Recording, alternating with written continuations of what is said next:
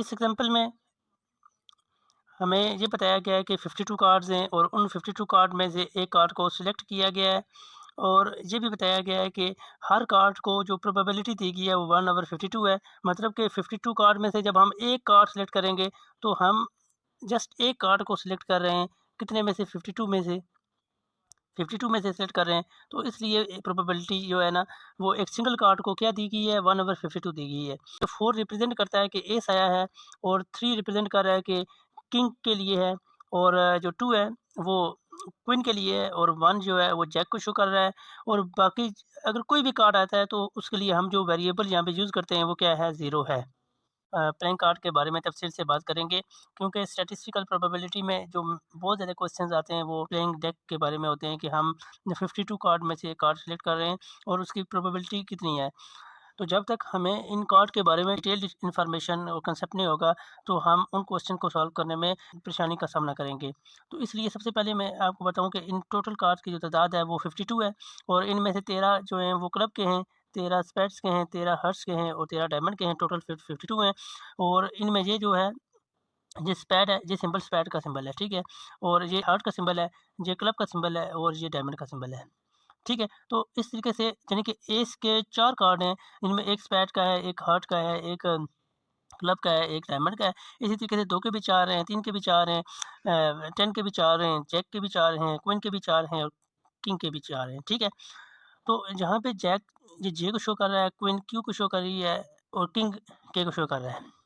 Playing card के बहुत सारे क्वेश्चंस में हम प्रोबेबिलिटी को डील करते हैं और हम यहाँ पे हमारे सामने एक पिक्चर मौजूद है, हम पिक्चर को सामने रखते हुए प्रोबेबिलिटी के बहुत सारे क्वेश्चन को सॉल्व करते हैं। फिर जब हम यानी कि रियल क्वेश्चन की तरफ आएँगे तो हम उनको सॉल्व करने में इतनी परेशानी का शिकार नहीं होंगे। तो सबसे पहले अगर हम देखें, ये कहा जाए कि एक प्लेइंग डेक में से यानी कि हम एक एस का कार्ड जो है ना, हम क्या कर रहे हैं, एक एस का कार्ड सिलेक्ट कर रहे हैं। तो हमें पता है कि प्रोबेबिलिटी का फ़ॉर्मूला होता है number of event divided by number of sample space. तो इस केस में अगर हम ये बात क्या कर रहे हैं कि हम पूरे 52 कार्ड में से एक एस का कार्ड सिलेक्ट कर रहे हैं। तो एस के टोटल यानी कि नंबर ऑफ इवेंट यानी कि नंबर ऑफ एस कार्ड कितने हैं, 4 है और नंबर ऑफ सैंपल स्पेस कितनी है? ये 52 है ना, यानी कि टोटल 52 कार्ड्स हैं। तो इसका मतलब ये हुआ प्रोबेबिलिटी की जो वैल्यू आएगी जहाँ पे नंबर ऑफ इवेंट कितने हैं, 4 और नंबर ऑफ सैंपल स्पेस कितने हैं, 52। तो जो एस के आने के चांसेस हैं, प्रोबेबिलिटी है वो 4/52 हो जाएगी। इसी तरीके से अगर मैं 2 की बात करूँ, 2 के लिए प्रोबेबिलिटी निकालूँ तो नंबर ऑफ इवेंट है, यानी कि 2 के कितने कार्ड हैं, 1, 2, 3, 4 कार्ड हैं, तो इसकी भी जो है ना प्रोबेबिलिटी कितनी आएगी, 52 आएगी। तो इसी तरीके से सब कार्ड्स की जो प्रोबेबिलिटी है वो 52 में से वो कितनी हो जाएगी, 4 हो जाएगी। मिसाल के तौर पर मैं प्रोबेबिलिटी निकालूँ किंग की, तो वो भी क्या होगी, 4/52 हो जाएगी। हम ऑलरेडी एज के लिए जो प्रोबेबिलिटी है वो निकाल चुके हैं, 4/52 है।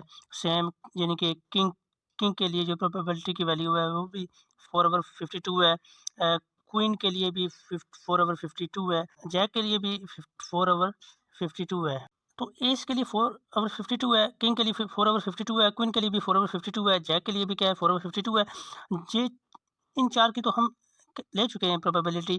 लेकिन अगर हम बाकी कार्ड्स की बात करें तो जो बाकी जो बच गए हैं, बाकी जो सारे बच गए हैं इनकी जो प्रोबेबिलिटी अगर हम देखें, 4 इसकी 4 इसकी 4 इसकी 4, तो सबकी 4/52, 4/52 3 के लिए, 4/52 4 के लिए, 4/52 5 के लिए, 4/52 6 के लिए, 4/52 7 के लिए, 4/52 8 के लिए, 4/52 9 के लिए और 4/52 10 के लिए। 1, 2, 3, 4, 5, 6, 7, 8, 9, तो ये बनेगा टोटल यानी कि 36/52। तो इसमें पूरा एक कॉलम बना हुआ है, उसमें यही बात सारी एक्सप्लेन की गई है कि 2 से लेकर बाकी जो 10 हैं, इनकी जो टोटल जो प्रोबेबिलिटी है, वो कितनी वहाँ पे कार्ड एक कॉलम में लिखी हुई है, 36/52 और एस की कितनी लिखी हुई है, 4/52 और जैक के लिए लिखी हुई है 4/52, क्वीन की भी 4/52 लिखी हुई है और किंग के लिए भी 4/52 लिखी हुई है। तो हम उस एग्ज़ाम्पल को हल करने से पहले, समझने से पहले मैंने जहाँ पे पिक्चर के ज़रिए एक प्लेइंग कार्ड को आपके सामने रखकर समझाना ज़्यादा मुनासिब समझा। अब हम उस एग्ज़ाम्पल की तरफ आते हैं और उसको समझने की कोशिश करते हैं। इस एग्जांपल को हम एक टेबल की मदद से समझेंगे। इस टेबल में 2 कॉलम है, एक में रैंडम वेरिएबल x की वैल्यूज़ गिवन होगी जैसे 0, 1, 2, 3, 4 है और दूसरे में प्रोबेबिलिटी गिवन होगी। और इसके बाद ये बात याद रखनी है कि टोटल जो प्रोबेबिलिटी होगी वो किसके बराबर होनी चाहिए? 1 के बराबर होनी चाहिए। इस टेबल को हम ऑलरेडी डिस्कस कर चुके हैं, जहाँ पे 0, 1, 2, 3, 4 रैंडम वेरिएबल है और यहाँ पे इसकी प्रोबेबिलिटी गिवन है। मतलब कि अगर यहाँ पे किंग, क्वीन और जैक ना हो, तो उस सूरत में जो बाकी तमाम कार्ड्स के लिए जो इसकी प्रोबेबिलिटी है वो 36/52 है, जैक के लिए 4/52 है, क्वीन के लिए 4/52 है, किंग के लिए 4/52 है और एस के लिए 4/52 है। ये टेबल हम ऑलरेडी डिस्कस कर चुके हैं और इसके बाद यहाँ पे जो लिखा हुआ है इसका मतलब ये है कि जो इन सब की जो प्रोबेबिलिटी है उनको अगर जमा करें तो वो 1 के बराबर आती है।